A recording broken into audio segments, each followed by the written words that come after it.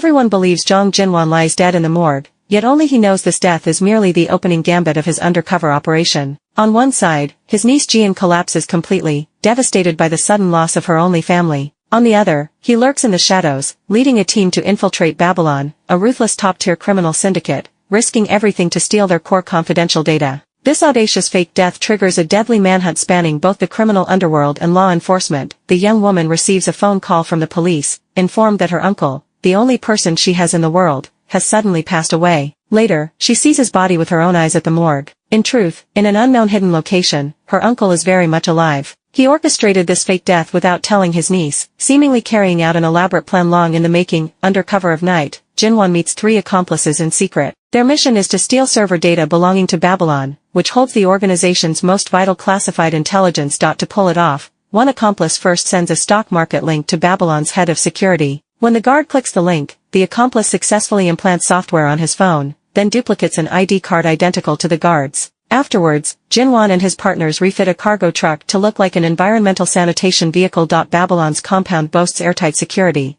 but an authorized contractor comes to collect the organization's waste every week. This is their only chance to sneak inside. Once they finalize their strategy, the operation commences. The next day, Officer Park, one of the team, drives the sanitation truck toward the compound. Predictably, the gate security grows wary upon seeing an unfamiliar driver and stops him. An infrared scan reveals several large cylindrical tanks inside the vehicle, and the guard orders him to step out for inspection. Park complies and opens the containers, revealing discarded blood bags transported from a hospital. Satisfied, the guards wave the truck through. As the vehicle enters the facility, 2 of Jinwan's teammates quietly climb out from inside the tanks. The blood bags on top are nothing but a decoy. Once the 2 infiltrators are safely inside, Jinwan receives alarming news. Another teammate assigned to a separate mission has been injured at a shopping mall, and the syndicate's mercenary force is heading there. With no other choice, Jinwan orders 2 of his partners to retreat for now, leaving only Achul behind to finish the mission. Following the plan, Achul heads to the men's restroom, climbs into the overhead service duct, and sets up hacking equipment. This allows Officer Park outside to stream live surveillance footage from within the compound. Meanwhile, a lifelike silicone mask modeled after Belle, a key member of Babylon, is ready. An officer puts on the mask and attaches a voice modulator over his larynx, attempting to impersonate Belle to gain entry. He hands his ID card to the gate guard, and Achul hacks the verification system remotely to approve the credential. Just then, another guard grows suspicious. Belle already entered the compound that morning, with no record of him leaving. How could he be arriving again? Fortunately, the team has prepared for this. Using the hacking network, Park, acting as a duty officer, claims Belle has an outdoor shooting engagement scheduled for noon. When the guard spots firearms beside the passenger seat of Belle's vehicle, the head of security is persuaded. Still, the junior guards follow protocol and demand the secret recognition code. Panicking, Achul frantically sifts through lines of code and locates the hidden passphrase at the very last second. With the correct code spoken, the disguised officer posing as Belle gains access to the compound. Shortly after, Jinwan gains entry to the armory under the pretense of returning firearms. He ambushes the guard, seizes the access card for the storage room, and packs newly developed explosives into a bag. At the same time, the underwater server pod rises to the surface for its routine inspection. They have only 20 minutes. The explosives Jinwan acquired are meant to blast open the server chamber housing the core data. Everything proceeds smoothly at first, until an advanced security robot inside the armory detects mismatched biometric features between the imposter and the real Belle. As the robot assumes combat posture, Jinwan strikes first, launching into a brutal fight against the machine. The robot attacks relentlessly, and Jinwan struggles to hold his own. As the 20-minute window ticks away, he has no option but to risk everything, unleashing a hail of gunfire at the robot. To make matters worse, staff within the organization have sensed something is amiss. They are certain an intruder has snuck in disguised as Belle. 2 guards entered the armory to conduct an inspection. Fortunately, Jinwan reacted instantly and took them down. The 20-minute window had just expired, and the server was about to submerge underwater once again. Taking huge risks, Achul engaged in a fierce fight with the mercenary guarding the server. After defeating him, he hastily hit the pause switch to halt the server's descent. Jinwan arrived right at that moment. Working together, Achul set up equipment inside the server room to allow their accomplice outside to hack into the system. Unexpectedly, one of the incapacitated mercenaries triggered the alarm. Sirens blared throughout the facility, and senior officials ordered an immediate investigation. Suddenly, the door to the operations room exploded with a deafening blast. Emerging from the smoke and debris was Jinwan, tearing off his silicone mask. Belle was utterly stunned to see Jinwan still alive. A bullet came flying toward him, and Belle's mercenaries rushed over in full force. Jinwan fought his way toward the helipad on the top floor while taking cover, only to be intercepted halfway by Belle. A deadly showdown erupted between the two men. However, Belle held the terrain advantage and managed to slip away. At the same time, the explosives planted by Achul detonated, collapsing the entire server room. Seizing the chaos, Jinwan fled to the rooftop helipad, yet the organization's executives and mercenaries chased him down, ordering him to surrender. Luckily, his two accomplices arrived by helicopter in time. Amid heavy enemy gunfire, Jinwan barely scrambled aboard and escaped safely. After the raid, Belle and his superior lay in wait at Jinwan's former residence. They discovered a secret passage hidden inside the bathroom and sent robotic hounds to scout the tunnel. Without warning, a bomb detonated inside, catching the mercenaries completely off guard. Hidden among nearby trees, Jinwan intended to assassinate Belle, but Belle was riding inside a bulletproof vehicle. Jinwan had no choice but to hold off his plan for the time being. Once safe, Jinwan went to meet his niece Jian. Seeing her uncle alive, Jian could not help pounding him for lying to her. After she calmed down, Jinwan revealed the truth. He used to be a mercenary and ran a dark web ring dealing in firearms. He explained that everything he had done was to protect her, but Jian could not accept such a brutal way of life and swore to break away from her uncle's world. That night, she took the fake identity documents he had given her and left alone through his secret passage, longing to live an ordinary life someday. After Jian departed, Jinwan contacted attorney Zhang from Babylon, hoping to negotiate a deal with the syndicate. Yet the agreed meeting time passed, and all attorney Zhang received were multiple photos of undercover mercenaries sent by Jinwan. It turned out attorney Zhang was surrounded by hitmen sent to capture Jinwan. He thought the negotiation had fallen through, unaware Jinwan had already waited for him inside his car. Evading the mercenaries' watchful eyes, Jinwan cut straight to the point and laid out his terms. He wanted to sign a non-aggression pact with Babylon. Most importantly, no member of the organization was permitted to harm anyone connected to Zhang Jinwan. Above all, his niece Jian. Jinwan promised that if the syndicate honored the treaty, the stolen server data would never be leaked to the public. But if so much as a single hair on his niece's head was hurt, Babylon's hideous secrets would be exposed to the whole world. As a gesture of good faith, Jinwan announced he would indefinitely shut down the website facilitating murders and suspend all underground transactions. Attorney Zhang relayed Jinwan's demands to Director Li of the organization, but Director Li had already lost authority. A new director, a Korean-Japanese man dispatched from headquarters, arrived that day. He berated Director Li for his incompetence, allowing the former top mercenary to throw Babylon's Korean branch into turmoil. After Director Li was forced to step down, the new director acted ruthlessly to eliminate loose ends and ordered his men to kill Director Li inside an elevator. Meanwhile, Jian settled on a remote island. A full year slipped by, yet her inner nightmares never faded. She kept dreaming of Sejong, her uncle's deadly rival, a mercenary assassin. Night after night, she saw Sejong hunting her down. Tormented by recurring nightmares, Jian could never fit in on the island. The elderly local women thought she was aloof, for she never answered any of their questions. Only a teenage boy named Eugene treated her differently and always spoke up for her in front of the elders. That day, Eugene brought a bowl of seafood sauce to Jian's house. He called out at the door for a long time, but received no reply. Jian was trapped in another nightmare, screaming in terror. Worried about her, Eugene climbed over the courtyard wall. The moment he landed, a hidden trap snared his ankle and dragged him roughly aside. Hearing the commotion, Jian grabbed her gun and walked to the window. After learning Eugene's reason for coming, she hid her weapon and freed him from the bindings. After Eugene left, Jian remained on edge. Back inside the house, she stared at surveillance footage of him on her computer. She had installed cameras all over the yard for self-protection. Her cell phone was broken, so Jian planned to take a ferry into town to buy a new one the next morning. Before boarding, Eugene told her to contact him if she missed the last return ferry. Once in town, Jian purchased a new phone and boarded a bus. She soon sensed a man following her. Drawing on the fighting skills her uncle had taught her, she took him down in a surprise attack and demanded to know who had sent him. The man explained he was merely an employee from the phone shop. Though the misunderstanding was cleared up, Jian remained consumed by fear. Hallucinations took hold of her. She saw Sejong grinning sinisterly before her eyes, telling her she was a born fighter just like her uncle. She struggled desperately to shake off the illusion. That night, the weather turned violent, and all ferry services were suspended. Jian had no option but to call Eugene. Shortly afterward, Eugene arrived with his boat to pick her up and handed her bread and milk aboard. Jian grew curious why he never asked about all the strange equipment around her yard. Eugene replied candidly that everyone carried their own burdens, and he did not wish to pry into other people's secrets. As they talked, the Coast Guard appeared and ordered an inspection of Eugene's vessel. Eugene suddenly panicked and hastily dragged several phone boxes out of sight. Inside the crates were dozens of handguns. Desperate to avoid being caught, Eugene threw every firearm overboard into the sea. Jian noticed a message pop up on Eugene's phone. The sender was a customer from the Murder for Hire website, asking when they could collect their goods. Shocked by what she saw, Jian did not know that back elsewhere, Jinwan spotted a bounty notice on the website. The post sought the missing Jian, offering a reward of $2 million for her capture alive. To escape her uncle's dark criminal underworld, Jian, burdened with secrets, assumed a new identity and retreated to a remote island. There she met Eugene, a plain-spoken youth with mysterious undertones. Her tranquil life fell apart completely on a boat trip back to the island. That night, Jian chanced upon Eugene smuggling firearms and negotiating with clients on an illegal hit website. Doubts about him immediately flooded her mind. After Eugene evaded inspection by the coastal patrol, Jian hurried home. She tried to log into her uncle's illicit website to verify her suspicions, only to find the site had been shut down.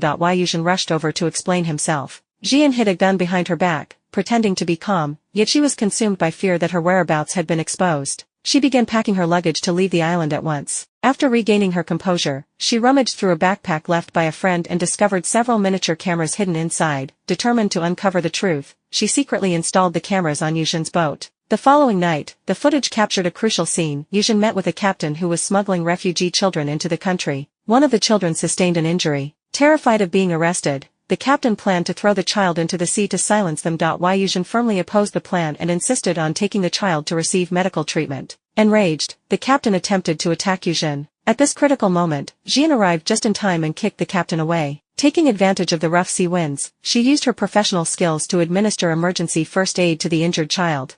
Later, the child was safely reunited with their mother, who had arrived in South Korea earlier. Eugene finally breathed a sigh of relief. Later that day, Eugene explained his actions to Jian. Under South Korean law, only parents of foreign refugees are permitted entry. That was why he occasionally sailed out to bring children over so they could reunite with their families. Jian asked about the firearms he had tossed into the sea that night. Eugene replied that smuggling the guns and messaging clients were tasks the captain had asked him to carry out. He had not known the cargo consisted of weapons. Still, Eugene promised he would turn himself into the authorities. Nevertheless, Jian remained wary of him. In the days that followed, an awkward tension hung between them. They avoided eye contact whenever they met. One day, Jian asked the elderly women on the island why they all called Eugene their son. They told her Eugene was an orphan who had been raised collectively by the island's elders. When he grew up, he chose to stay on the island to repay their kindness. To the grandmothers, Eugene was just like their own flesh and blood. Eugene slowly reached out to Jian again and handed her a slip of paper carrying the trading account and password given by the captain. He did not know how to complete identity verification, so he asked Jian for help. Moved by his sincerity, Jian let down her guard and invited him to have barbecue. Bathed in the evening sunlight, Eugene placed grilled meat onto Jian's plate. Jian extended an olive branch in return. She said she would keep silent about his activities and urged him not to surrender himself. Eugene thanked her repeatedly, and Jian told him never to take such dangerous risks again. Eugene agreed and asked about her secrets, especially the traps she had set around her yard. Jian confessed that people were hunting her, and she kept running every day to prepare for emergencies. For some reason, she could open up freely in front of Eugene. After their heartfelt talk, Eugene accompanied her for daily runs without fail and brought her side dishes made by the island grandmothers. Thanks to Eugene, Jian gradually settled into life on the island and began to smile. Sometimes she even turned off her surveillance cameras and let her guard down completely. When she was with Eugene, Jian felt like an ordinary young girl. They fished and sold goods together, and she would hold him tightly from the back of his motorcycle. On one quiet night, Jian said she envied Eugene. Though he shared no blood with the grandmothers, he received their wholehearted love. By contrast, even though her uncle cared deeply for her, she often felt like a burden to him. Upon hearing this, Eugene took her hand. The past is behind you. At the very least, you have my affection here.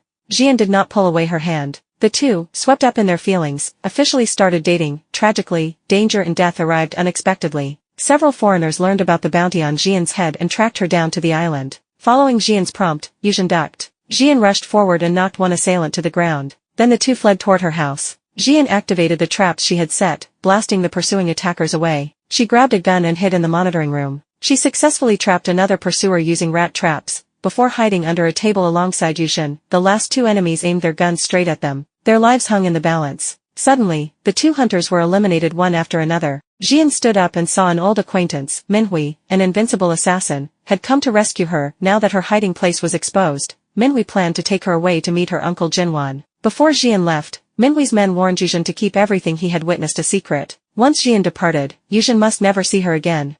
Jian tried to speak to Eugene, but he remained utterly shaken. It was only then that he realized how many secrets Jian had been hiding all along. That night, Eugene left in a hurry. Jian attempted to chase after him, only to be stopped by Minhui, who warned her not to let her emotions cloud her judgment. Still reeling from the sudden twist of fate, Jian struggled to accept reality. She had resolved to spend ordinary, peaceful days on this island, leaving all bloodshed behind. Yet now, it seemed she had no choice but to surrender to her destiny. Before leaving, she simply wanted to finish the meal the island grandmothers had prepared for her, cherishing one last taste of being an ordinary girl. Meanwhile in Seoul, Jinwan and his accomplices hid inside a freight carriage. For days, they had struggled to decode the server data stolen from Babylon, making barely any progress, while Jinwan worried endlessly about his niece. His hideout had already been exposed to their enemies. The new minister of Babylon refused all cooperation with Jinwan and intended to capture him alive. That night, he dispatched elite agents including Belle to hunt him down. Accompanying Belle was a skilled mercenary from Babylon's Japanese branch. Over a decade ago, this man had been rescued by Jinwan during a deadly mission in Japan. Now, under the new minister's orders, he was forced to stand against his savior, Belle, and the Japanese mercenary closed in through the darkness. Yet Jinwan had long prepared for their arrival. He ordered his allies to release smoke bombs and launch ambushes one by one within the fog. As the smoke cleared,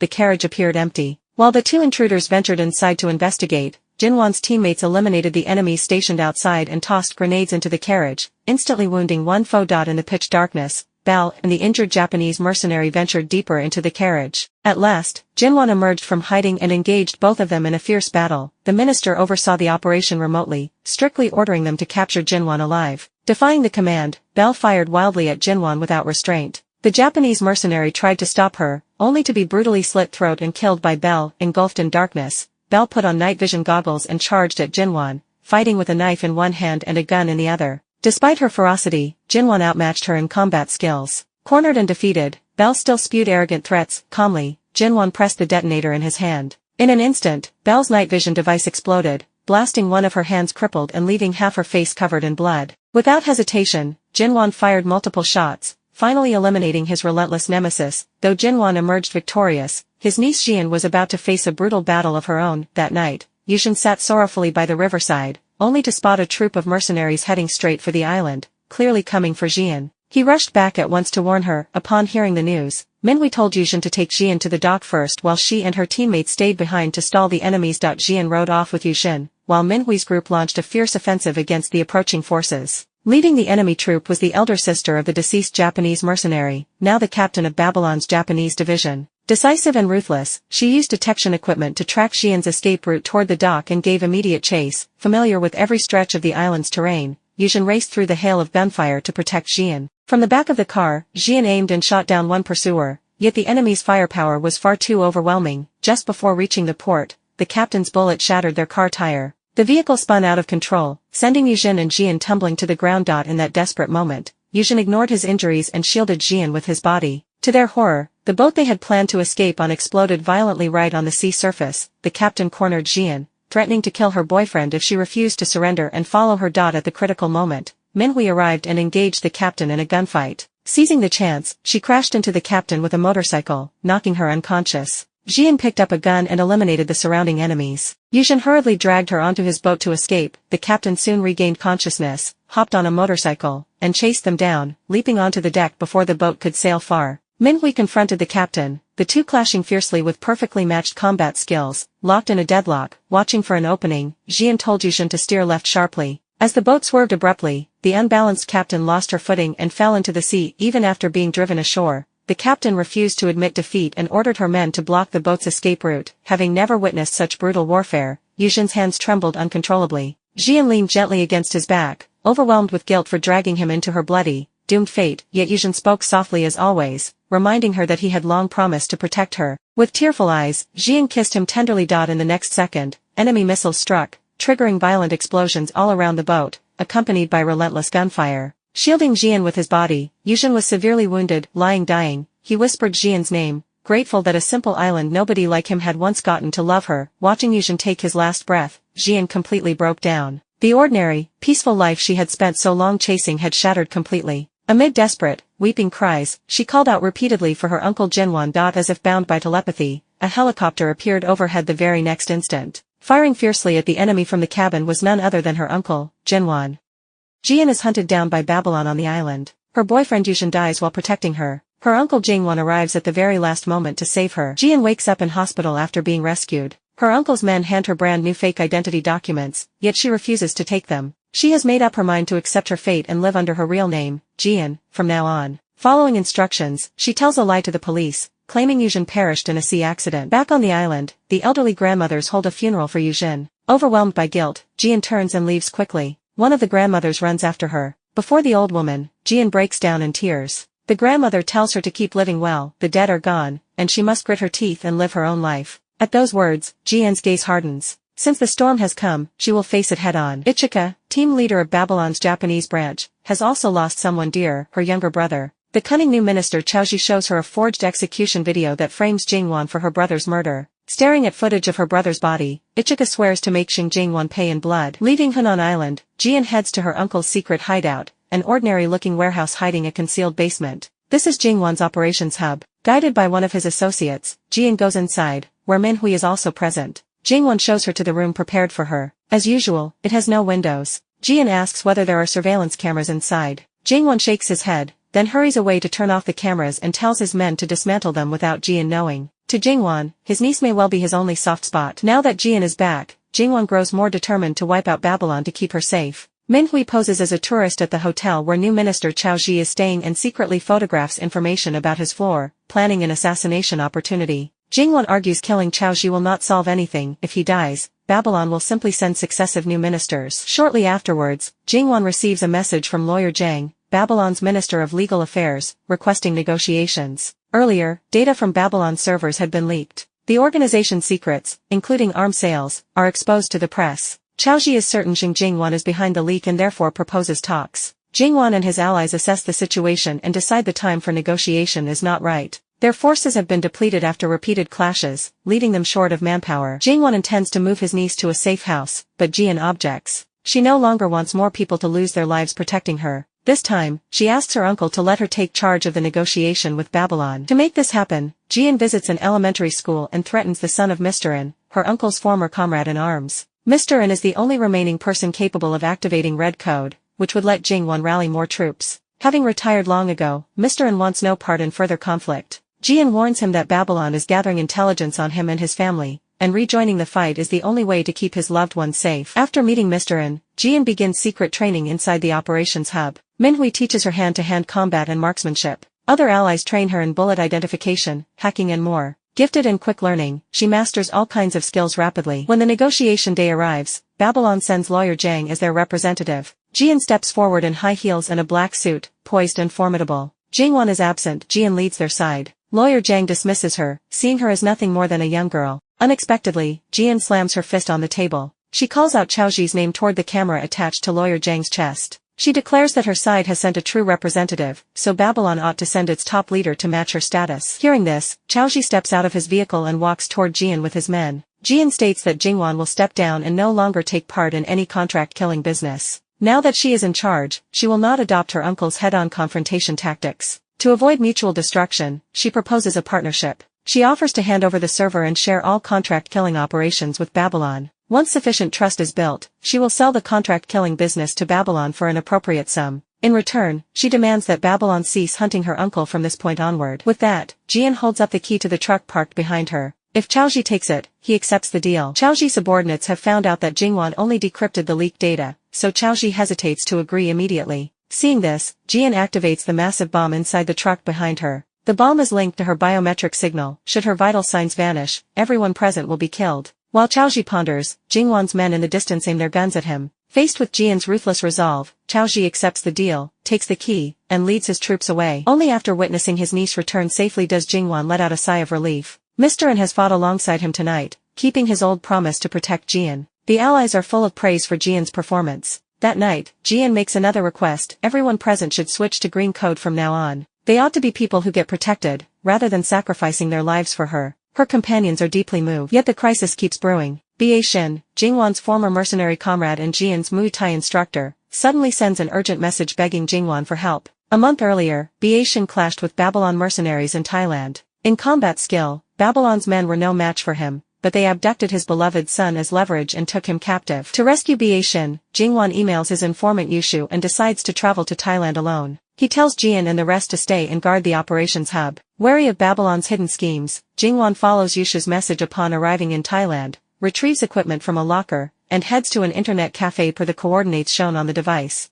Instead of meeting Yushu, he is ambushed by local gangsters. The gang underestimates the prowess of this once elite fighter. Jingwan moves swiftly, severing one man's arm and wiping out all his opponents single-handedly. But just as he finishes off the gang, more assailants sneak up from behind, stunning him with a taser and knocking him unconscious with a blow. He is captured and imprisoned by Babylon mercenaries. The mercenary commander urges Jingwan to surrender. When Jingwan refuses, he is brutally beaten repeatedly. Even so, Jingwan's fighting capability is formidable. He soon breaks free from his restraints and hides in the shadows. When the mercenaries close in, he lures them one by one into the dark. In a shadowy corner, he seizes a firearm and silently eliminates nearly all of them. He then tortures a survivor for information on Biation's son's whereabouts. After confirming the rescue location, he grabs guns and ammunition from the mercenaries and flees his cell. The exit opens onto a vast rainforest. Pulling out a compass, he sets off to find his way out through the woods. Jian and the others know nothing of Jingwan's misfortune. That night, the injured Biation collapses right outside the warehouse of their operations hub. They bring him inside and treat his wounds. Unbeknownst to them, Biation has already been turned.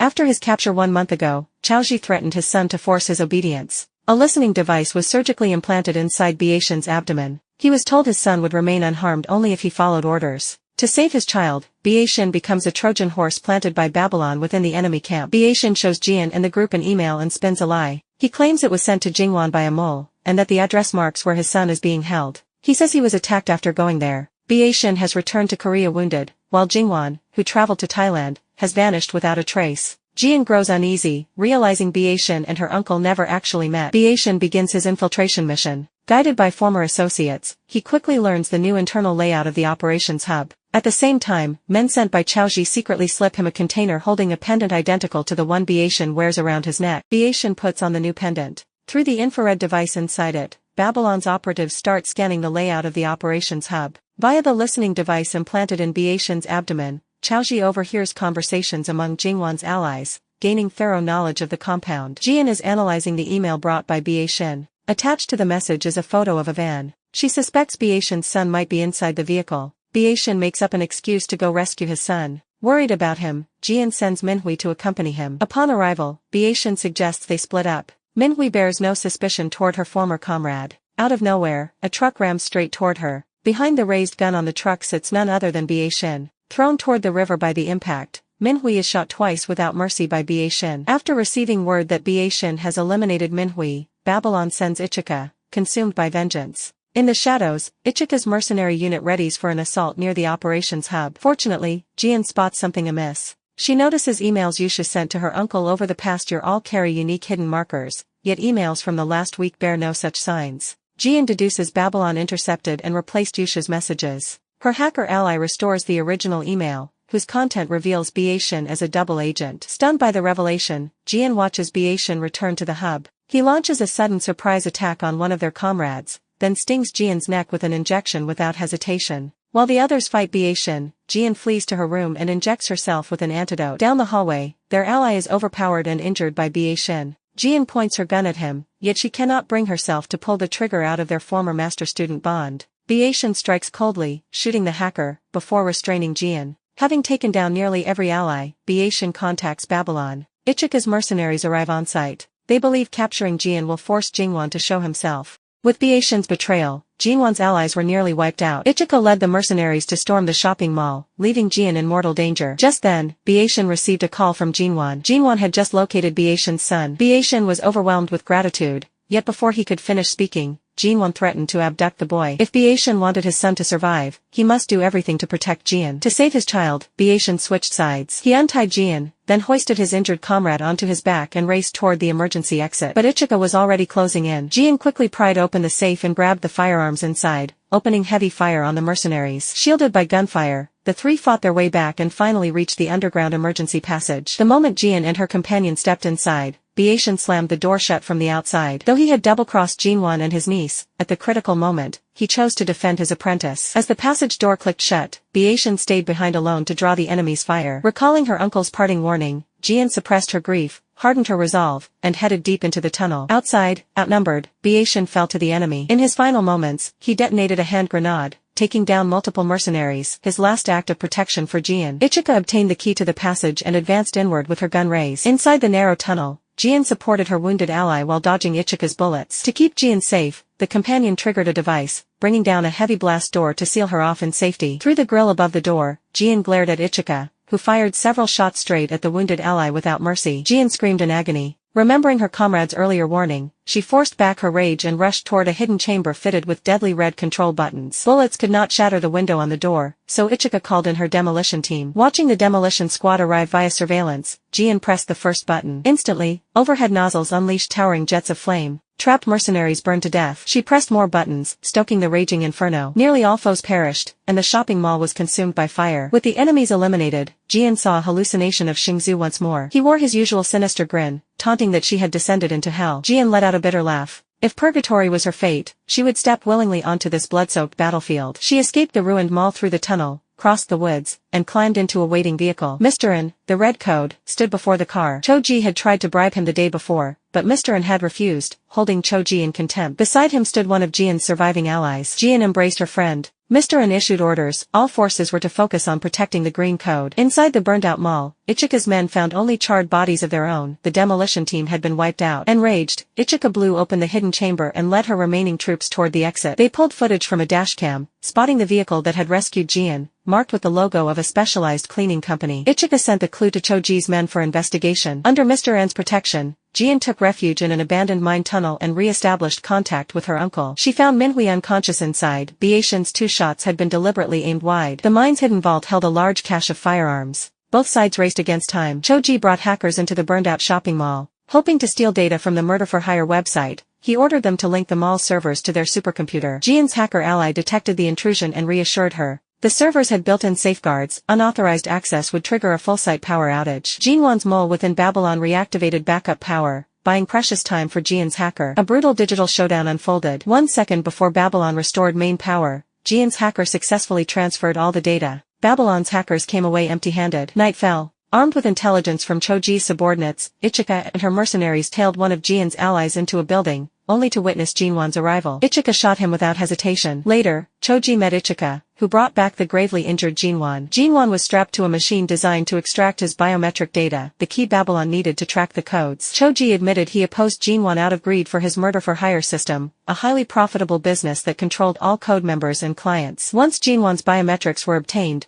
Babylon logged into the system and began tracking every code's location via chip positioning. Fortunately, Right Number acted first. He secretly pulled out the biometric stone hidden inside his arm to locate and destroy the identification chip. After discovering that the code's positions were spread all across the globe and still expanding, Choji sorted these individuals into 2 groups, those open to negotiation and those who must be eliminated. Staff from the special cleaning company fell into the latter category. They came under heavy fire from Babylon's mercenaries and were eventually wiped out, outnumbered by the enemy. Jian's allies tracked Choji's moves in real time. They found that nearly 30 codes had had their biometric chips removed so far. They judged these people had either surrendered to Babylon or lost their lives. Jian wanted to erase her uncle's biometric data to cut off Babylon's server access, but her ally told her it could not be done. As the original designer of the murder-for-hire system, Jinwan's data could not be deleted externally, not even by Jian, the green code. While Jian sank into despair, Minhui regained consciousness. The 2 climbed up the mountain to hold a memorial for their fallen comrades. Jian wished that if there was another life, they would never cross paths again. She never wanted anyone else to die for her sake. With his goal nearly within reach, Choji summoned multiple arms dealers, trying to persuade them to become Babylon's partners. With the murder-for-hire system, they could expand their arms trafficking business worldwide. Choji brimmed with overconfidence. But at this critical moment, an audio recording leaked. It captured Choji framing Jinwan for the murder of Ichika's younger brother,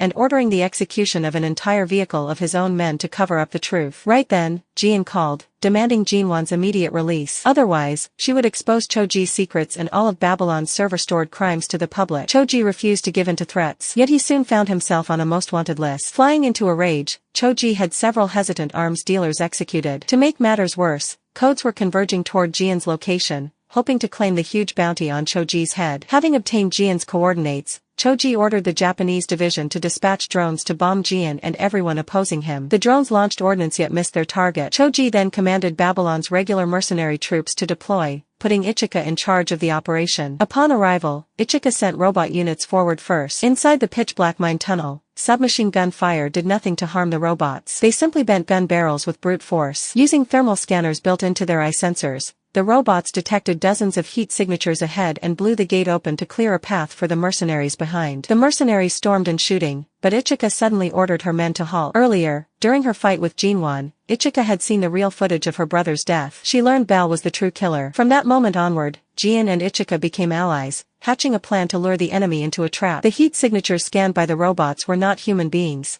but dummies fitted with infrared thermal devices. Jinwan's capture was also part of Jian's scheme. Jian believed Choji would grow overconfident once he seized her uncle. Meanwhile, they needed to rally the fighting strength of the Red Codes. When the Red Codes arrived, they removed their internal biometric chips and left them inside the mine tunnel. By the time the mercenaries discovered the chips, bombs planted outside the tunnel detonated, wiping out Babylon's regular troops in one blow. While Choji flew into a furious tantrum, Ichika spoke with Jinwan in his cell. Knowing the full truth, Ichika no longer harbored resentment toward him. The two made a promise to drink together someday, just as they had in the old days. Later, without Choji's knowledge, Ichika boarded a vehicle heading back to her homeland. Choji roared in frustration, unable to reach her. At that moment, Lawyer Zhang called, summoning Choji to his office. The boss had learned of his crushing defeat. Behind Choji's back, Lawyer Zhang set Jinwan free. He had heard Choji's recording of killing his own subordinates and would no longer serve Babylon. Choji's Japanese right-hand man also received headquarters order, abandon Choji and return alone. Deserted by everyone, Choji was reduced to a disposable pawn. He chanced upon a listening device hidden inside his cup and realized a mole had infiltrated his ranks. The mole had already deactivated the base's security systems, unbeknownst to Choji. He ordered gate guards to stop incoming vehicles. The car carried Jian and the Red Codes, but the guards had also seen the footage of Choji murdering his own men. Knowing their cause was lost, they opened the gate for Jian voluntarily. Jian led her team inside and reunited with her uncle. Once certain Jinwan was safe, she rushed into his embrace. Then Choji's voice echoed out. The deranged man attacked wielding a heavy firearm. Jian, Jinwan, and their allies braced for battle. While the Red Codes drew enemy fire in the hallway, an ally sneaked into Babylon's operations room and established a video call with Babylon's hidden kingpin through enemy computers. Jinwan tried negotiating a peaceful deal. He promised never to leak the server's data if both sides could coexist. The kingpin rejected peace talks. Jinwan laid down his weapon, begging for at least a truce. Enraged, Choji burst into the room. Before he could draw his gun, Jian shot him dead without hesitation. After some consideration, the kingpin agreed to a temporary truce, on the condition that none of the server data would ever be leaked. A short-term peace accord was reached. Before leaving, Jinwan told his ally to blow up Babylon's base. As the facility collapsed in flames, Jinwan asked his niece what she planned to do next. Jian gazed ahead with unwavering resolve, fully aware her choices would decide the fate of everyone.